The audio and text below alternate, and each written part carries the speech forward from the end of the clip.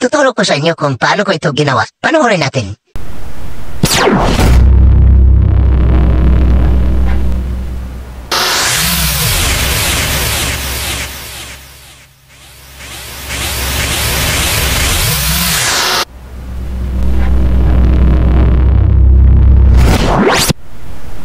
Magsimula na tayo mag-edit. Open CapCut.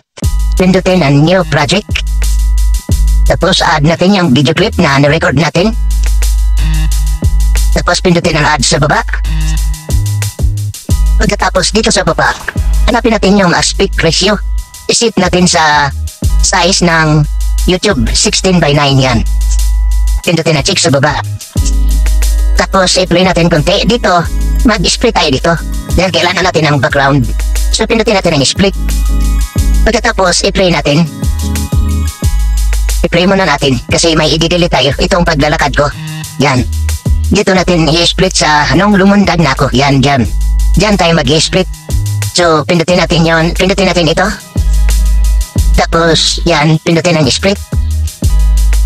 Tapos ito i-delete natin kasi di natin yan kailangan. So pindutin ang delete. At yan, i-play natin. At dito, ganda mga kabistak, itong tinukod ko yung kamay sa sahig. Dito tayo mag-a-add ng smoke blasting effect. Yung kulay green. Dito hanapin natin yung overlay.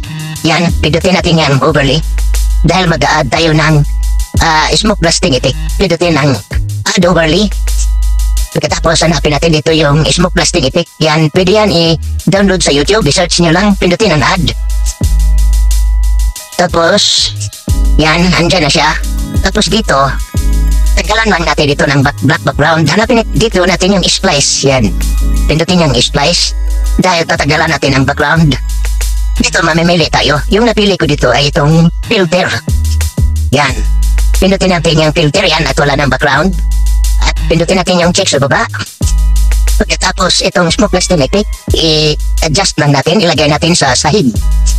Kasi para siyang may power sa paglanding, di ba? Tapos itong blasting effect, i-drag lang natin dito banda sa may puting linya. Yan. I-adjust lang natin, ilagay lang natin dyan para timing yung pag-landing ko na may blasting effect. Yan. Pagkatapos dito tayo mag-split. Yan banda yung inanat ko yung dalawang kamay ko. Yan tayo mag-split. Tapos pindutin natin yung split dahil ipipress natin yan. Pagkatapos pindutin natin ito kasi magpipress tayo dito. Dito sa baba, hanapin natin yung press. I-swipe lang natin pakaliwa, yan. Pagkatapos, pindutin natin yung press. At yan, andyan na siya. So, ibaba lang natin yan. Dito sa baba, hanapin natin yung overlay. Dahil ibababa natin yung pinipress natin. At yan, pindutin ang overlay.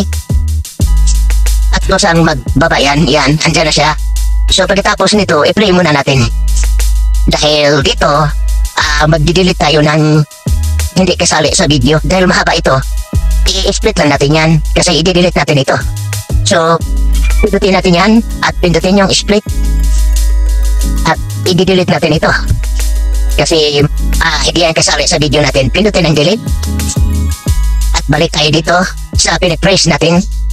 Hilain lang natin ito. Ipantay lang natin dito sa unang video. So, pindutin natin yan tapos hilain natin at yan, magkapantay na sila. Pagkatapos dito, pindutin natin ito. Pagkatapos dito sa baba, hanapin natin dito yung effect. Dahil mag-add tayo ng particle. Hanapin natin yung effect. Yan, pindutin natin yan. Pagkatapos, pindutin natin ito. Style. Pindutin natin yan. Pagkatapos dito, may pagpipilian. Pero wala dito yung napili ko. Dito sa gitna, may mababasa tayong particle. Yan ang pindutin natin. So, yan ang particle. Yan, pindutin natin yan. Pagkatapos, mapupunta tayo sa pagpipilian. At yan, mamili lang kayo dyan kung alin yung gusto nyo. At ito yung napili ko, itong una. Itong pangalawa. Yan ang particle, dust particle. So, antayin natin mag-process hanggang 100%. At yan, tapos na. Pindutin ang check sa baba. Pagkatapos, i-play lang natin kung andyan na ba yung particles na nilagay natin. At yan, tingnan nyo, nawala ako na parang alikabok. I-play lang natin ulit, tingnan ang video. At yun, nawala ako bigla mga kabistak na parang alikabok. Pagkatapos nito, may nakalimutan tayong i-edit. Balik tayo dito sa una, dito sa blasting effect. Dito pala mga kabisdak, nakita nyo itong paa ko na natabunan ng smoke blasting effect. Kailangan lang natin i-duplicate yung video. Ito, i-duplicate lang natin yan.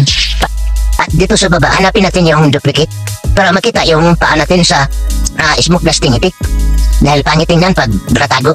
So hanapin natin dito yung duplicate. Yan, pindutin natin yung duplicate na yan. At yan, andito na sa gilid yan. Kailangan na natin ibaba yan. Ilagay lang natin dito.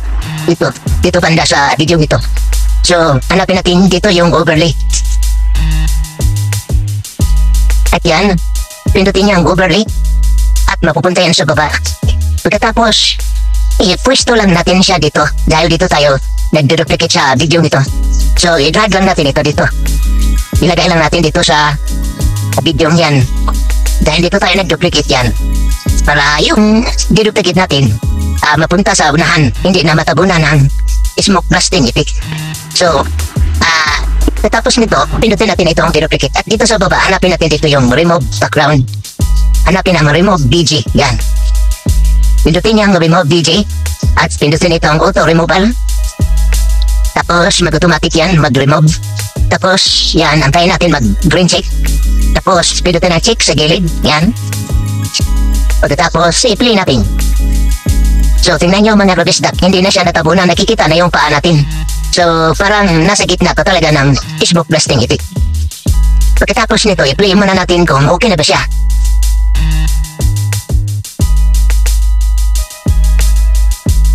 At yan mga kabisdak, okay na siya. Pagkatapos nito, mag-add naman tayo ng sound effects. Pindutin natin itong arrow sa gilid para makita yung mga tools.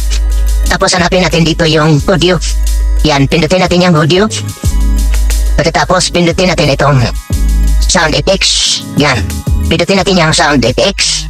Dahil mag-add tayo ng mga sound effects niya. Dito wala yung hinahanap ko. So kailangan ko mag-search dito. Isa-search ko yung laser beam sound. Yan, at kusang lalabas yan. Laser beam sound. Yan, pindutin natin yan.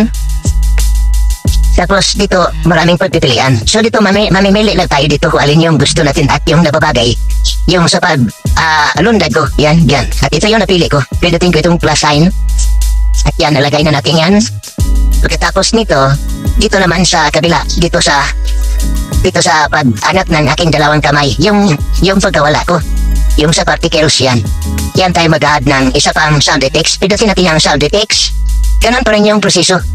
Tapos i-search natin yung laser beam sound. Yan. Pagkatapos pindutin itong laser beam sound.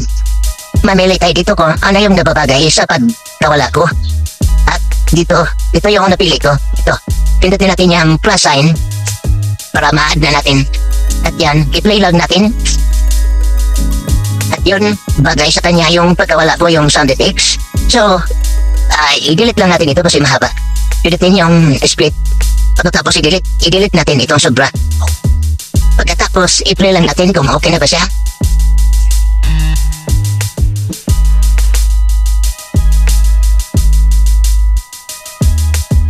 Pagkatapos, pwede na natin i-save. Pagkatapos nating ma-export ito mga kabisdak, may isa pa tayong gagawin. Gagawa tayo ulit ng bagong project. So, pindutin natin ang new project.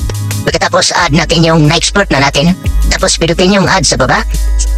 Pagkatapos, dito sa baba mga kabisdak, hanapin lang natin yung aspect ratio. I-set natin sa size ng YouTube. Yung 16:9, yan. Pindutin natin yan. Tapos, pindutin natin yung check sa baba. At pagkatapos, itong clip na ina-add natin mga kabisdak, i-play muna natin.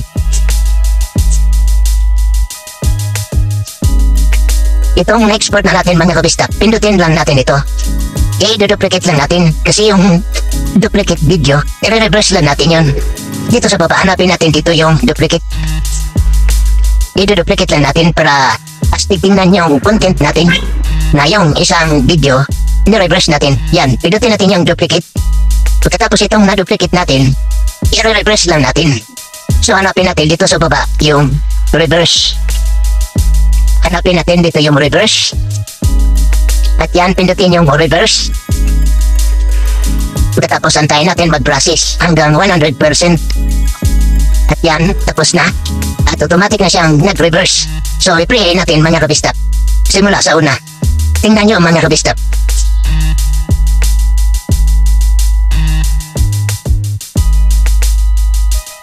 O diba, astig tingnan mga kabisdak. So ganun lang kung paano ko ito ginagawa. Pwede na natin i-export. Sana'y nasundan niyo ako mga kabisdak. At sana'y huwag kalimutan mag-like, comment at mag-subscribe. Maraming salamat.